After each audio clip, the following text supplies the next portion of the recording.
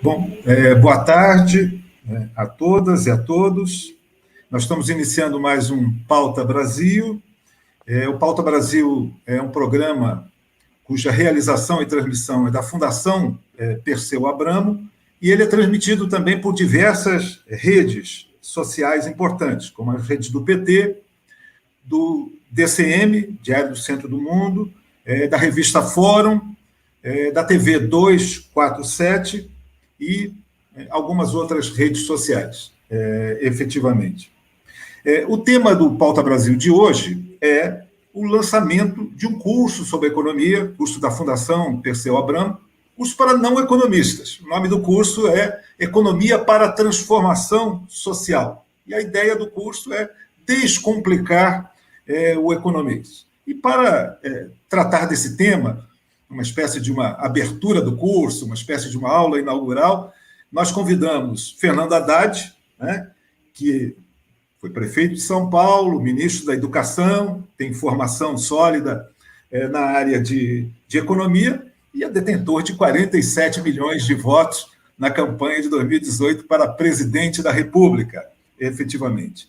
E convidamos também a nossa Juliane Furno, que é doutora em desenvolvimento econômico pela Unicamp, tem um canal expressivo no YouTube, denominado Ju Furno, efetivamente, são mais de 17 mil inscritos no canal, enfim, é alguma coisa que trata justamente dos temas da conjuntura e, sobretudo, dos temas econômicos, também na mesma linha de tornar mais simples a compreensão, mais acessível a compreensão dos problemas da nossa economia.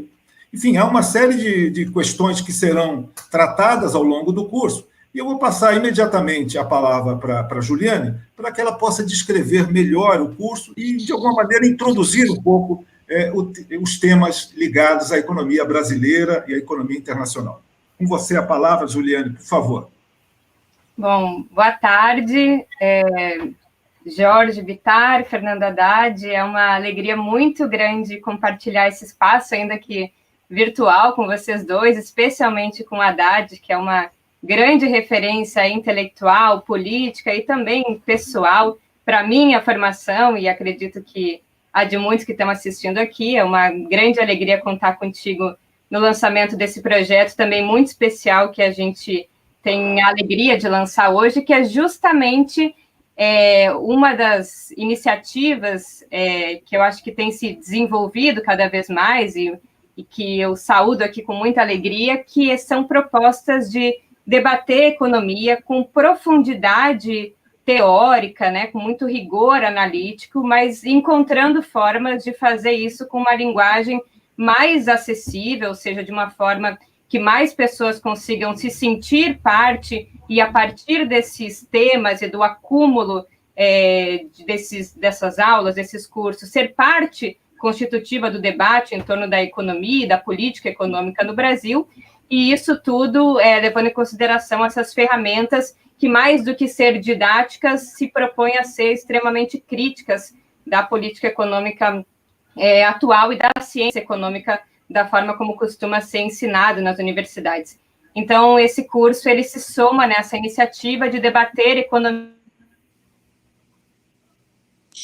que é muito importante, mas justamente vocacionado no que traz no título desse curso, que é pensar a economia para a transformação social. Por isso, metodologicamente, o curso foi pensado para passar por grandes temas da economia que dialogam com os grandes temas hoje em disputa na política econômica, na forma de pensar a sociedade capitalista e nos grandes autores, né, que protagonizam as correntes teóricas do pensamento crítico e heterodoxo na economia brasileira e internacional.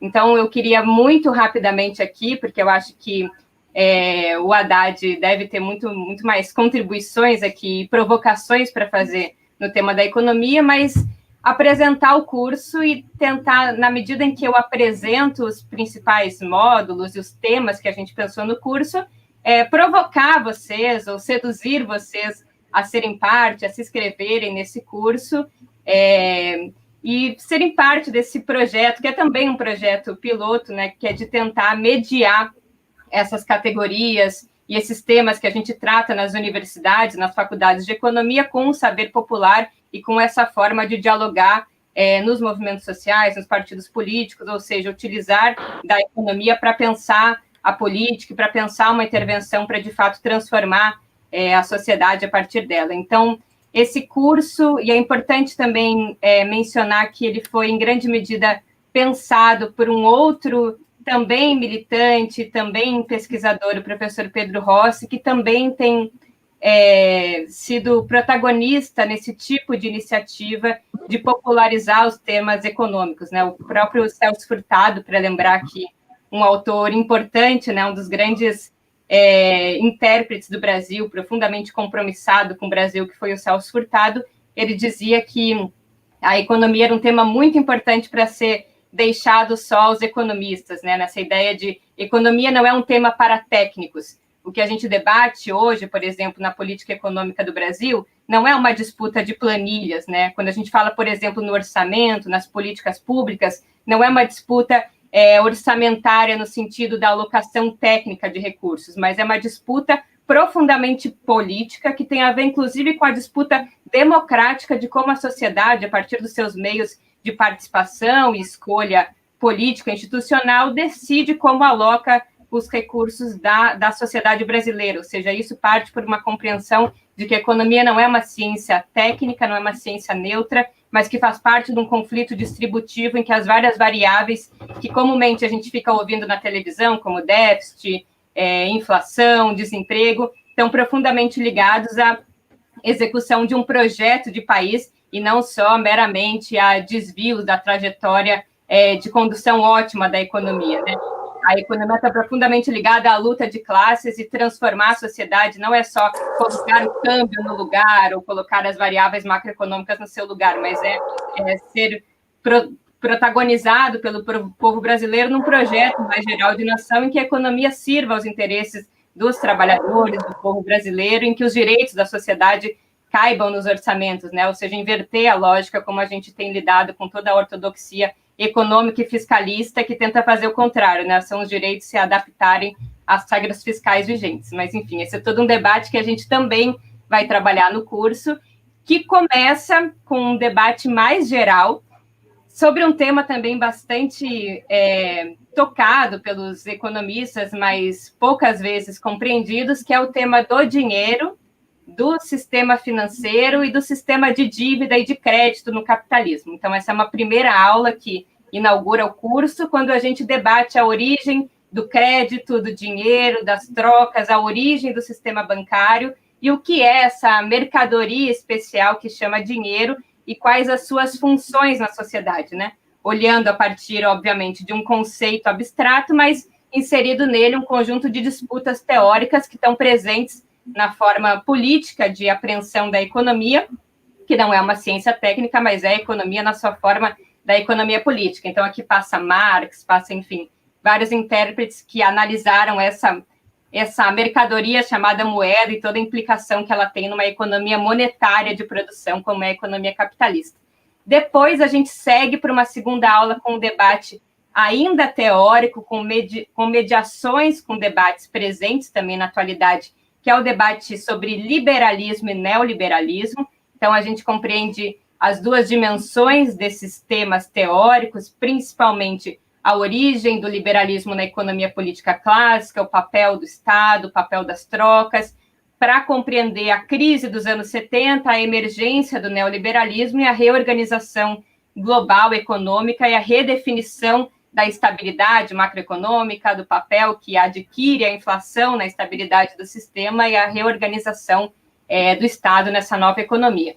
Depois a gente passa por uma outra aula muito teórica também, mas com implicações fundamentais, que é uma aula chamada Marx e Keynes, que é quando a gente entende o que são, quem são esses dois autores, e tenta aqui, pode até parecer um pouco uma heresia aqui, bastante eclética, mas tenta encontrar divergências, mas também convergências nesses dois autores, e termina esse primeiro bloco analisando o que é desenvolvimento, subdesenvolvimento e dependência, olhando especialmente para a América Latina. Depois a gente tem um segundo bloco sobre transformações no capitalismo global e pandemia. Aí a gente também tem um olhar mais geral sobre economia internacional, que é um tema também bastante interessante, com uma aula sobre o fim da ordem global a partir da crise de 29, e aí o New Deal e a reorganização da economia a partir de um paradigma keynesiano, e as diferenças e semelhanças entre os dias atuais. Então, um destaque para o curso pensar teoricamente, mas sempre fazendo pontes e mediações com elementos para ajudar a compreender as questões do presente.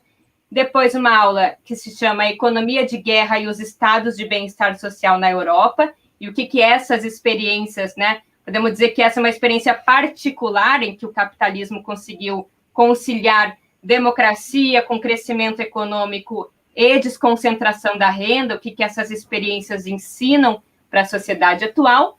Uma sétima aula que chama Economia Internacional na Era da Globalização, e a gente termina esse bloco com a crise de 2008, também um tema bastante ensejado, né, que na definição de vários economistas faz uma inflexão na grande crise que o capital tem vivido desde então, olhando também para a pandemia e as transformações que a pandemia enseja na ordem internacional em termos globais. E aí, uma terceira parte é desenvolvimento, neoliberalismo e transformação social, aí sim no Brasil, e aí vamos olhar a economia brasileira a partir desse arcabouço mais geral apresentado nos dois blocos iniciais, com uma aula sobre subdesenvolvimento, industrialização e neoliberalismo, na verdade, um olhar panorâmico sobre a economia brasileira no século XX. Uma segunda aula, modelos de crescimento, olhando os governos Lula e Dilma, então uma aula sobre os pilares de sustentação desses governos entre 2003 e 2014.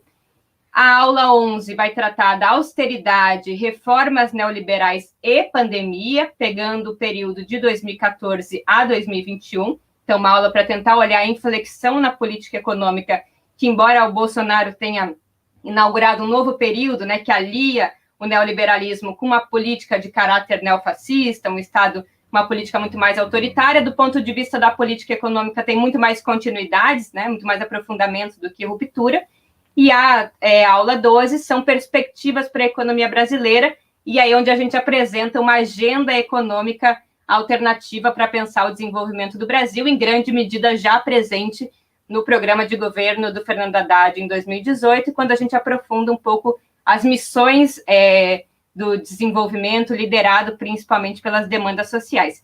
E, por fim, o bloco mais interessante, que, na verdade, deu origem a esse bloco, que é tentar subsidiar a militância. Obviamente, esse não é um curso instrumental, a gente tem essa motivação de aprofundar em termos teóricos, mas subsidiar a militância no Brasil a disputar ideologicamente alguns temas muito popularizados pela grande mídia, que acabam nebulando um pouco o debate econômico, né? E nesse quadro, então, a gente vai debater 4 grandes mitos, e a nossa ideia é conseguir, a partir daí, contribuir para que vocês consigam, a partir de uma análise rigorosa, com dados estatísticos, desconstruir, né, as fake news ou as falácias do ponto de vista econômico, que sugerem que, em primeiro lugar, o PT quebrou o Brasil, e aí vamos olhar os dados sobre os principais indicadores macroeconômicos, PIB, reservas cambiais, enfim. A aula 2, ainda nos mitos, o mito de que a Constituição não cabe no PIB, e aí a gente vai olhar um pouco como o Estado se financia, né, como foi o acordo da Constituição Federal de 88 e como se constituem as regras fiscais a partir daí, tentando que as regras fiscais caibam no orçamento e não o contrário, não os direitos sociais. Uma aula muito interessante que é Acabou o Dinheiro, e aí vamos olhar um pouco como o Estado se financia, a relação entre o Banco Central e o Tesouro Nacional, para tentar desconstruir essa ideia de que o Estado se financia só por tributos e que existe um cofre, que o dinheiro teria acabado e por isso a agenda fiscalista é uma necessidade técnica e não uma imposição da política. E, por fim, o mito 4, que é o mito da meritocracia no capitalismo e como isso se generaliza, inclusive, pela forma de convívio e organização das relações sociais sob o neoliberalismo. Então, esse é o nosso curso, repito, é mais uma experiência de jovens economistas que têm uma vinculação acadêmica, mas que todos são militantes, uma experiência piloto de tentar constituir mecanismos de diálogo entre o saber acadêmico e o saber popular, em que a gente consiga dialogar esses temas que são tão importantes para a sociedade, para a política, que não podem ficar refém e reclusos aos muros das universidades, mas que são, sim, pauta da disputa política, sem cair no academicismo, o economicista, de que a economia resolve tudo, mas apresentando um pouco o que nos cabe nesse debate, que é um olhar sobre a política econômica e a economia política de forma geral. Acho que nesse período em que a gente vive tantos embates na economia, né, a desestruturação do Estado, na maneira como a gente vinha constituindo, né, das grandes empresas estatais, né, o Estado provedor de políticas públicas, que inclusive perseguia e alcançava superávit nas contas públicas, não com restrição de gastos, mas pelo contrário, né, levando em consideração a importância do gasto no próprio denominador do PIB, que vai impactar fundamentalmente a relação dívida-PIB. Mas, no fim das contas, por fim, antes de passar para o Haddad, eu acho que é só tentar cativar vocês para esse desafio de constituir essas pontes, essas mediações entre um saber mais instrumental, né, para lidar com os desafios da política, da luta de classes, né, do desafio da batalha das ideias, articulado a esse esforço de resgate teórico, principalmente do que está no Marx, do que está no Keynes, enfim, do que estão em autores, do que estão nos clássicos dos intérpretes do Brasil, na formação social e econômica, que ajuda a entender quais são os elementos estruturais da sociedade brasileira que, no fim das contas, impedem o sonho que o Caio Prado Júnior dizia, que era da nação brasileira romper com seu passado colonial e se constituir, de fato, numa nação para si, né? Que rompa com o sentido da colonização, que é de ser uma economia que, embora grande, né, vocacionada para ser grande e com um farto mercado interno e rica em recursos naturais, ainda segue um apêndice do mercado internacional, impossibilitada de socializar e distribuir para o seu povo as suas grandes riquezas, né? Então, o desafio de se tornar uma nação, no sentido mais lato da palavra, ainda é relegado às gerações futuras. Eu acho que esse é o nosso compromisso. Espero que esse curso seja parte na constituição de uma nova geração e de aprofundamento das gerações que ainda persistem na luta no Brasil para constituir, né, condições da gente reverter a correlação de forças e construir esse Brasil que a gente sonha. É isso.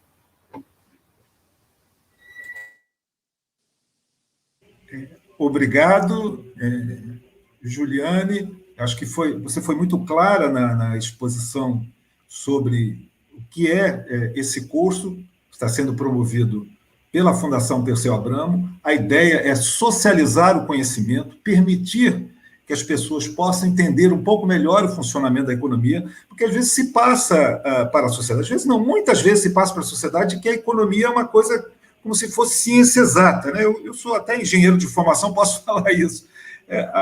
Que é uma ciência exata, ou seja, aqueles números são algo cientificamente comprovado, e não é bem assim. A economia, como você disse, Juliane, ela trata do conflito distributivo na sociedade. Claro que ela se baseia em conceitos, que ela recorre às planilhas, às vezes, para analisar contextos econômicos, sociais, a relação mercado Estado e coisas dessa natureza, a inflação e tantos outros indicadores importantes, mas, na verdade, como se diz, a economia é uma economia política, e, portanto, assim ela deve ser tratada. E, para tal, nós desejamos que todos aqueles que se interessem por esse tema possam compreender a realidade da economia contemporânea, nacional e internacional, e, desta maneira, contribuir para um grande debate que mude certos paradigmas que estão estabelecidos na sociedade brasileira, né? O paradigma, por exemplo, do teto de gastos, e que não há como financiar os gastos sociais, não há como financiar o auxílio emergencial decente para milhões e milhões de brasileiros. Voltamos a ter fome no Brasil, temos uma legião de desempregados. Então, nós temos que ter responsabilidade diante disso, e é importante que possamos compreender do como fazer. E foi por conta disso que convidamos o nosso Fernando Haddad para que ele possa expor suas ideias acerca desses temas. Com a palavra, por favor, Fernando. Jorge, muito obrigado pela oportunidade, é um prazer estar com você, com a Juliane. Queria agradecer a presença dela, em especial, uma jovem talentosa, temos muitos amigos comuns, e todos os meus amigos são admiradores da Juliane, então é um prazer estar aqui com ela. Só de saber o nível do curso que vocês estão oferecendo já é uma coisa que causa uma grande satisfação, porque nós temos que traduzir mesmo esse jargão econômico para a linguagem comum das pessoas. Os economistas muitas vezes tendem a transformar a economia numa ciência muito obscura, né, com um jargão que dificulta o acesso à compreensão dos fenômenos econômicos que envolvem todos nós, ou seja, cada um de nós é capaz de compreender o que está em jogo em cada tomada de decisão. Basta que a gente tenha algum método para organizar o debate, porque muitas vezes a confusão vem da falta de método. A falta de método atrapalha, né? E às vezes as pessoas falam assim, o Estado tem que gastar ou tem que economizar? Você faz uma pergunta dessa, a tendência, né, por impulso, é você responder, não, o Estado tem que economizar, quando na verdade às vezes a pessoa está dizendo que o Estado não pode desperdiçar recursos. Então, às vezes, os economistas usam um tipo de jargão que não convém ao debate público, porque mais confunde do que esclarece. Eu estou dizendo isso na condição de um advogado, né, que resolveu prestar a prova para entrar no mestrado em economia. E eu tive que fazer a graduação em economia em 3 meses, porque era o tempo que eu tinha para estudar para o concurso. E eu estudei como advogado para o concurso e passei. Então, se eu passei, quem está nos assistindo pode passar também. Ou seja, é possível você compreender a economia, mesmo com as tecnicalidades que qualquer ciência exige. Você tem que ter uma certa fluência com algumas linguagens, mas nada que impeça uma pessoa, com alguma abertura de espírito, compreender o que está em jogo. E, às vezes, as coisas são vendidas de uma maneira um pouco simplória demais. Não que a economia não seja simples, mas você não pode simplificar ideologicamente a economia. E é isso que mais se faz no debate público. Você faz uma simplificação ideológica e não permite ao cidadão entender o que está por trás daquela decisão. E é isso que dificulta o debate público. Então, como nós estamos aqui numa conversa introdutória, mais para chamar a atenção e engajar as pessoas no debate econômico do que propriamente uma aula, né? Os temas, para que as pessoas compreendam o que está em jogo. Por exemplo, as pessoas falam assim, olha, você vai receber da sociedade proporcionalmente ao teu esforço. Portanto, é uma questão de mérito, né? Se você é pobre ou rico, vai depender do teu esforço individual. E você vai receber no mercado aquilo que o teu trabalho é capaz de produzir. Se você é capaz de produzir mais, você vai ganhar mais. Se você não é capaz, você não vai receber. Então, o teu rendimento é proporcional ao teu esforço, ao teu mérito, à tua capacidade. Isso é uma das primeiras falácias da economia, e por várias razões. A primeira delas é o fato básico de que nem todo mundo recebe a mesma educação, porque o Estado não provê a mesma educação para todo mundo. Então começa daí. Existe uma divisão do trabalho na sociedade que depende muito da formação que você recebeu. E não é uma formação moral, ética, que você recebe em casa, que é muito importante para o teu desempenho numa sociedade, mas é o conjunto de conhecimentos técnicos que você recebe para exercer dignamente uma profissão. Se você vai ser médico, engenheiro, advogado, enfermeiro, professor, depende de um conjunto de oportunidades que vão desde a creche até você fazer o Enem. Desde o momento que você nasceu, no seio da família que você nasceu, quais as condições da família, hoje a gente sabe que 70% do desempenho escolar de uma pessoa qualquer, em média, depende da família em que ele nasceu. E só 30% da escola que ele frequentou. Isso significa dizer que se as condições de igualdade não estiverem garantidas no início do processo, você não vai ter a mesma condição de se desenvolver de uma pessoa que nasceu no seio de uma família com uma bela infraestrutura. Uma coisa é você ser filho de pais analfabetos, outra coisa é você ser filho de pais doutores, né? Então, como é que meu filho, que é filho de um doutor, vai dizer que está em condições de igualdade com um filho da roça, que foi meu pai, por exemplo, e que não teve as condições de frequentar uma escola? Isso em primeiro lugar. Aí, em segundo lugar, as pessoas vão dizer o seguinte: bom, tem uma questão também de acesso aos meios de produção. Uma coisa é você nascer e herdar um patrimônio, que por menor que seja, seja uma casa própria, vai te dar condições muito superiores a uma pessoa que não tem casa, uma pessoa que não tem, às vezes, onde morar, uma pessoa que não tem acesso à terra urbana e rural. Então você tem um outro problema. Começa com a educação, depois o acesso aos meios de produção. Terceiro lugar, o crédito.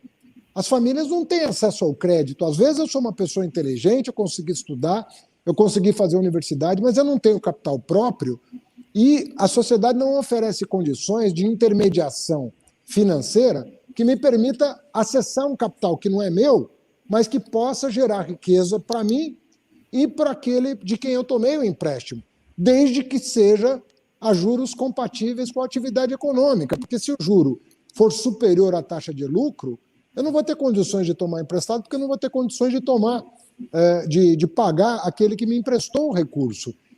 Então você vai vendo aí que o trabalho não é o mesmo para todo mundo, porque a educação não é a mesma para todo mundo. O acesso aos meios de produção não é igual para todo mundo. Existem herdeiros, existem pessoas que pouco herdam da sua família, às vezes nada herdam. Às vezes herdam dívidas da sua família. Tem a questão do crédito, que é um outro problema, que vai envolver, inclusive, a questão do Estado, que eu já chego lá, né? Que é outra fantasia que se faz em torno do papel do Estado. Mas por aí você vê que as condições de igualdade de oportunidade já estão de largada muito comprometidas. Vamos supor que você leve em consideração tudo isso.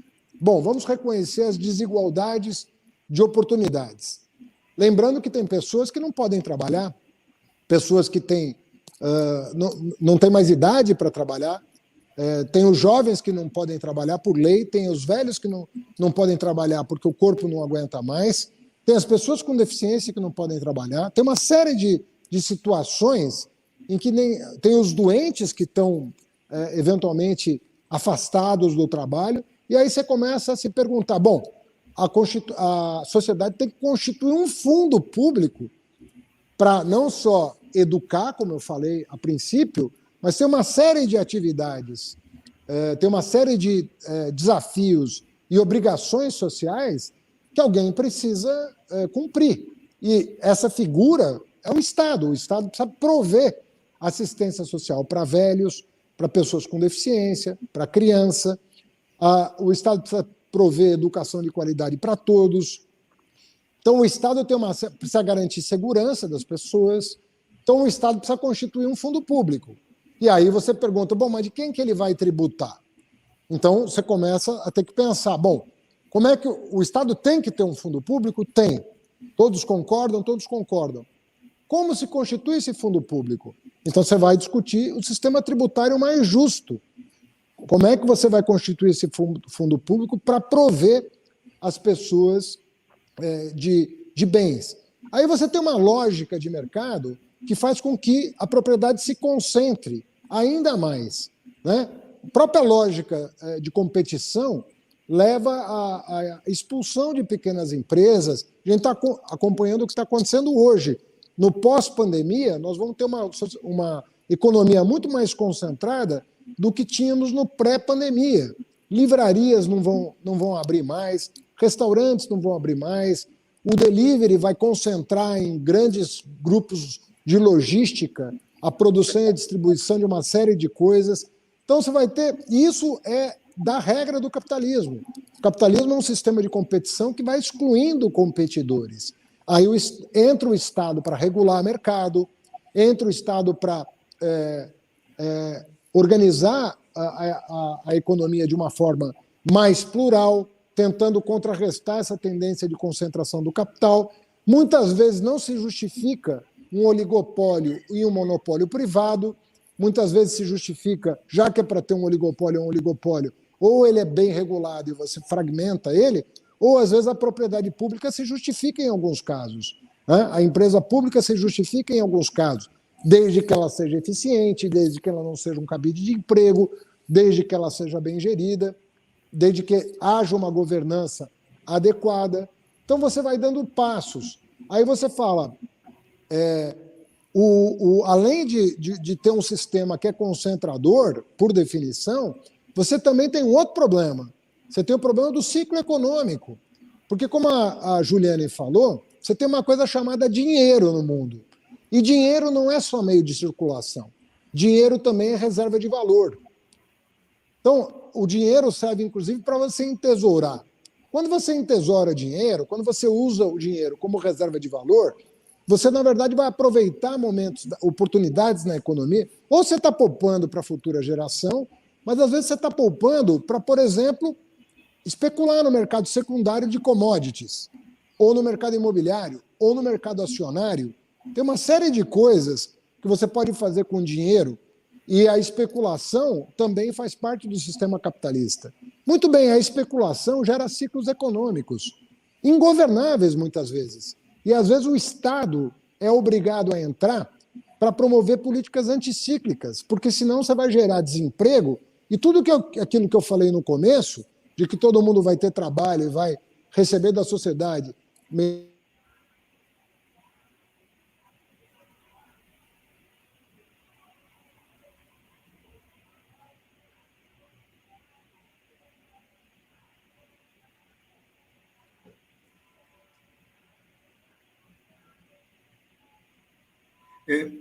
Pois é, Juliane, o Haddad teve problema enquanto ele volta.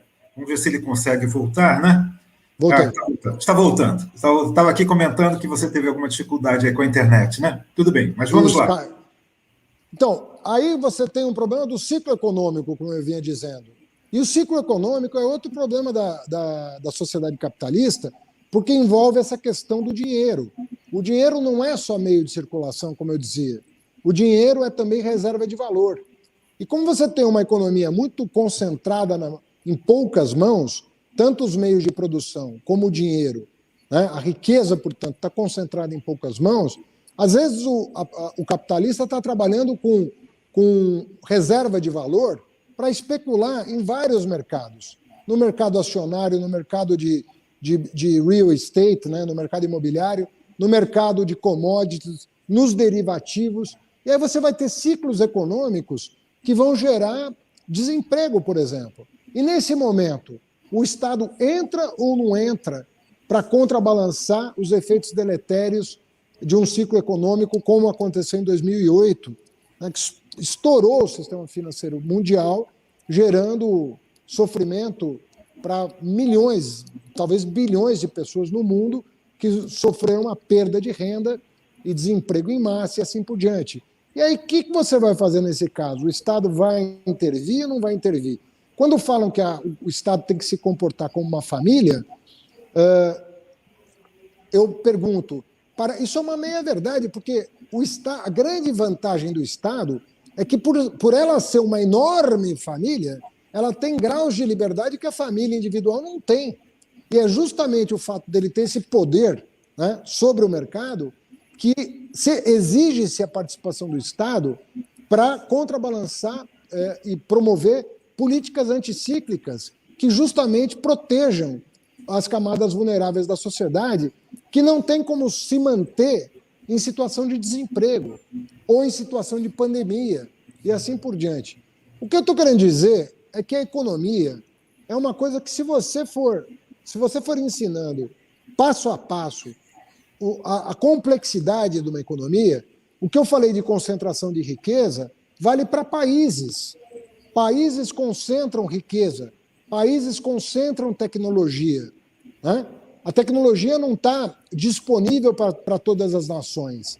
E quando a tecnologia de ponta é concentrada em poucas nações, você gera um fluxo de renda para esses países, né, que já são ricos e que, de certa maneira, por esse processo de concentração, acabam sendo obstáculo para o desenvolvimento de regiões periféricas ou semiperiféricas do planeta.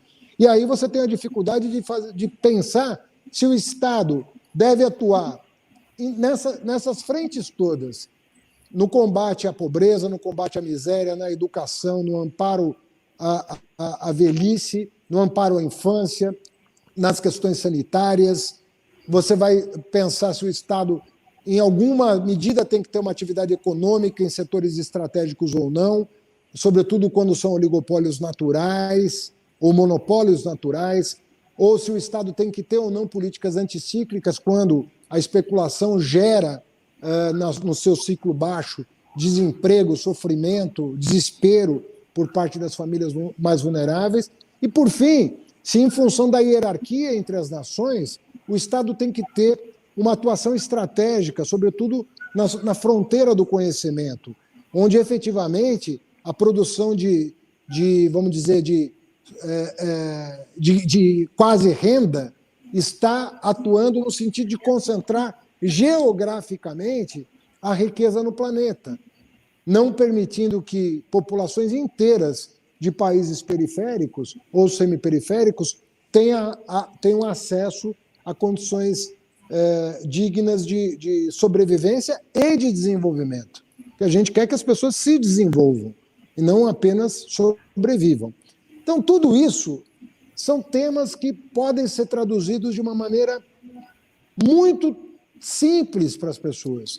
Obviamente, você pode pegar um modelo matemático altamente sofisticado, mas você pode traduzir isso num jargão que seja acessível às pessoas e fazer as pessoas refletirem sobre como funciona a sociedade, como se gera desigualdade, como se gera, em contrapartida, concentração de riqueza, quais são os instrumentos para corrigir essas imperfeições enormes que nós temos, como encontrar caminhos de superação da subjugação, da humilhação das pessoas, criando uma sociedade mais solidária, quais são os instrumentos para que as pessoas tenham mais acesso à propriedade, à educação, a crédito, de maneira a permitir que elas planejem o próprio futuro, porque aí sim você está falando de economia no sentido clássico do termo, que é buscar caminhos para atingir o bem-estar da coletividade. É disso que se trata a economia. Então tem uma dimensão ética, tem uma dimensão filosófica, tem uma dimensão humanitária que também precisa ser levada em consideração. Tudo isso pode ser enormemente sofisticado, de maneira a tornar os assuntos quase impenetráveis, e pode ser objeto de uma conversa muito leve, muito interessante, que promova para o cidadão mais humilde condições dele escolher o projeto de sociedade que ele acha mais condizente com a sua visão de mundo. E isso que é a beleza da democracia. É você poder construir, né, coletivamente, uma organização da sociedade, uma organização da produção que seja coerente com o que você pensa que é o mais justo, que é o mais correto, que é o mais saudável para você e para as futuras gerações e para a sua comunidade. Porque ninguém aqui imagina ser feliz sozinho, né? Até porque me parece uma impossibilidade lógica ser feliz sozinho. O bacana é você pensar em ser feliz dentro de uma comunidade saudável que ofereça oportunidade de emancipação para cada pessoa, independentemente se ela é preta, branca, amarela, se ela é indígena, se ela é afro, se ela é evangélica, se ela é LGBT. Todo mundo tem o direito de sonhar e de ter diante de si os instrumentos para se desenvolver da maneira mais qualificada possível. Então, eu acho um tema fascinante, cumprimento a Fundação Perseu Abramo por estar patrocinando essa iniciativa, com gente da qualidade da Juliane e do Pedro Rossi, de tantos professores citados, que vão traduzir em miúdos, uma linguagem acessível, aquilo que tem que ser acessível, porque senão a democracia não vai operar, ela não vai funcionar. Democracia não funciona em meio à ignorância.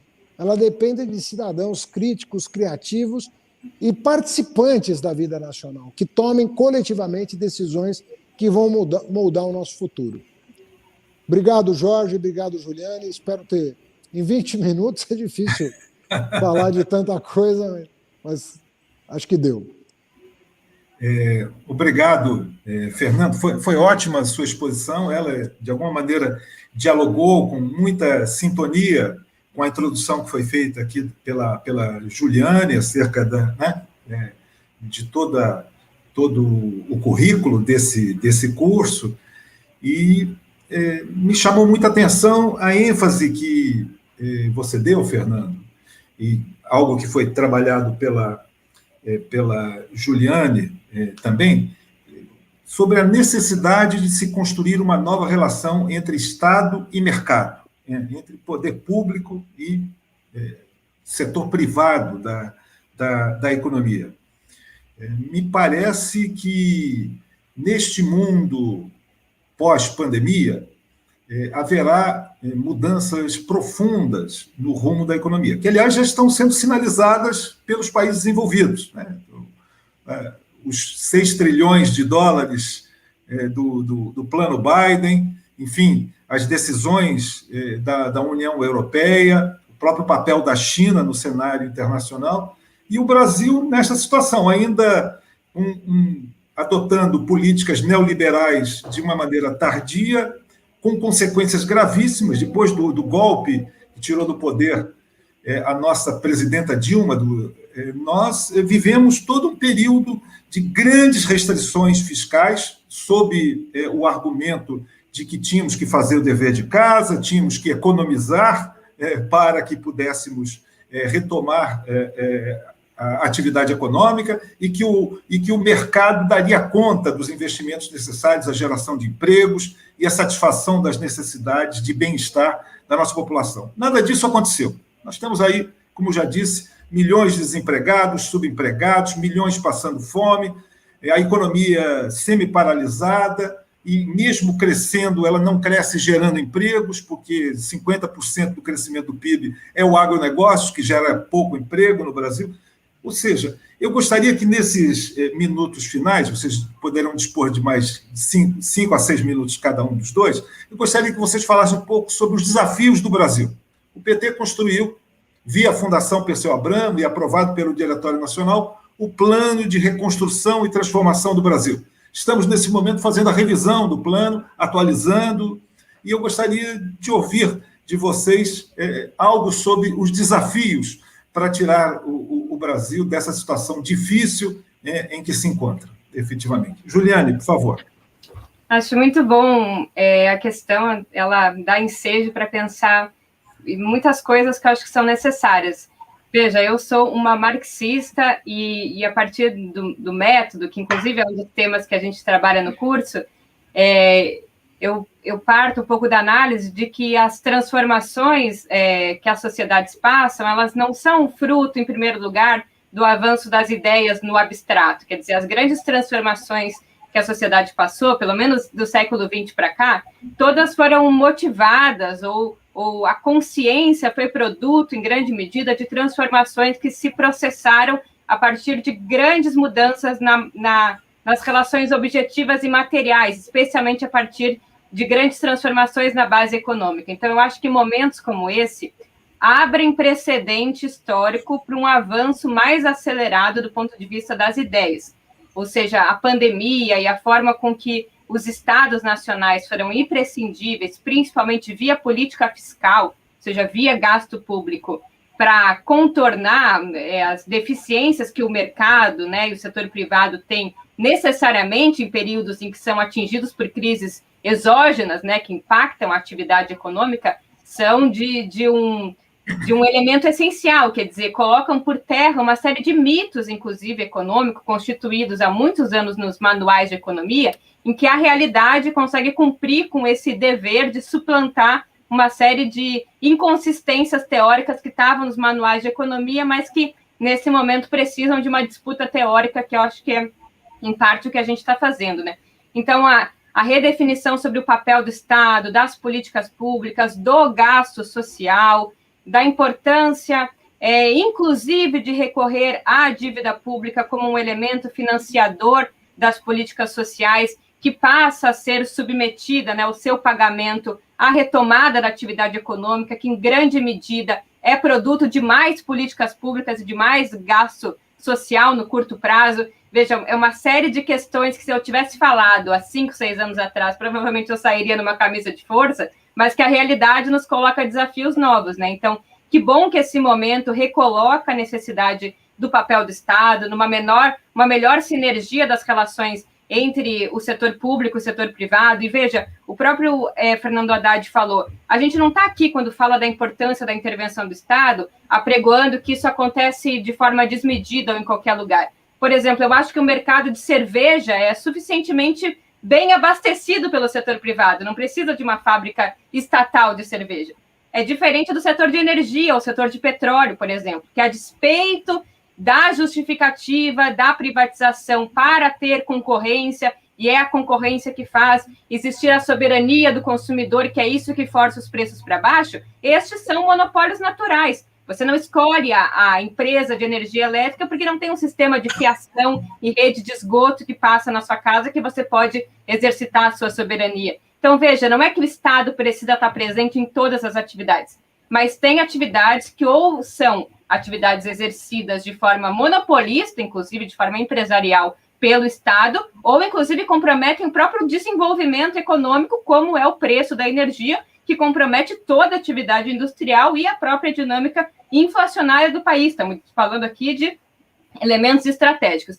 Então, eu acho que são desafios nesse período, em primeiro lugar, que passam pela política, né, passam por mudar a correlação de forças, passam pela disputa ideológica, pela derrota do bolsonarismo, né, não só a derrota institucional, mas a derrota do movimento bolsonarista, mas passam pela reconstrução, né, de um projeto nacional de desenvolvimento para o país, que passa pela existência de um projeto, elencar setores que são importantes não só do ponto de vista econômico, da capacidade de ter externalidades, né, capacidade de gerar emprego, de mobilizar outros setores, mas também de atender demandas sociais, também de cumprir com requisitos de transição rumo a uma economia mais sustentável, mudanças na matriz energética. Veja, isso tudo depende de coordenação estatal, quer dizer, capacidade de contar, sim, com a disposição e com a energia do setor privado, e inclusive do capital internacional, desde que submetidos a uma lógica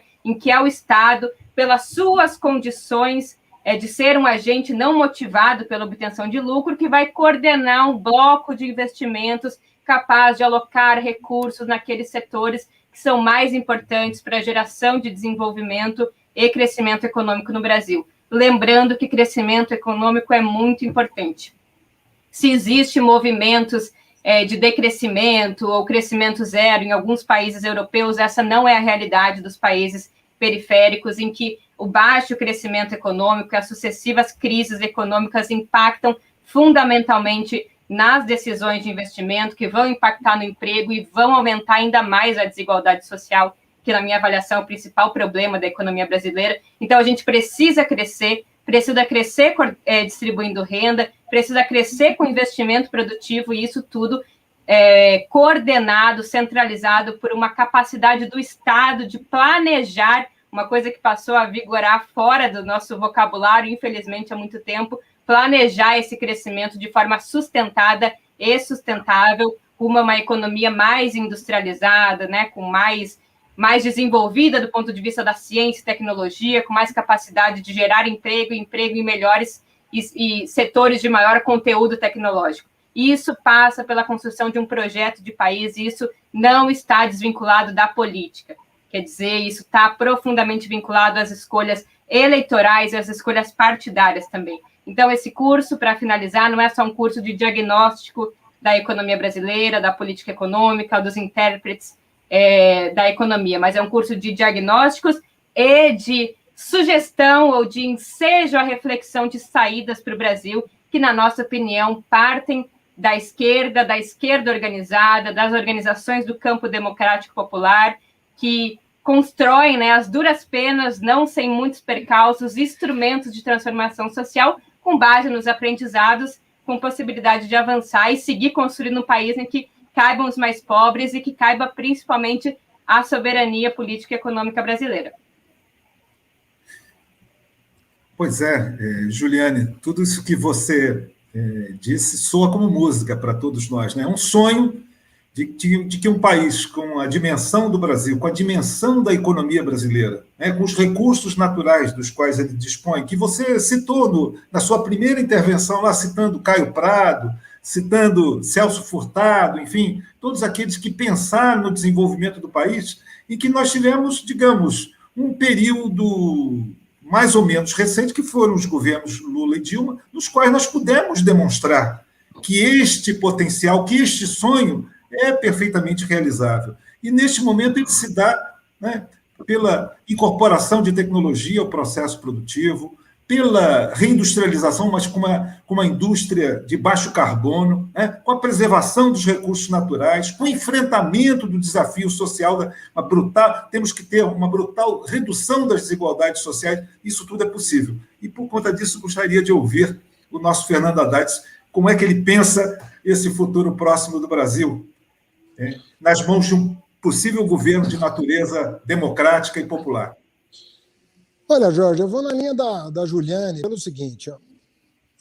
Vamos começar do começo. 50% da produção científica da América Latina, 50%, metade, é brasileira. Toda ela é estatal. Toda ela é estatal, praticamente. Mais de 90% da produção científica brasileira é de universidades públicas. Aí você pega metade da produção de petróleo no Brasil, hoje veio do pré-sal. Sem Petrobras, não ia ter pré-sal. Só uma empresa como a Petrobras para descobrir o pré-sal. Não ia, sabe, não foi por acidente que se descobriu o pré-sal. Foi feito muito investimento e capacidade técnica para se descobrir, científica para se descobrir o pré-sal.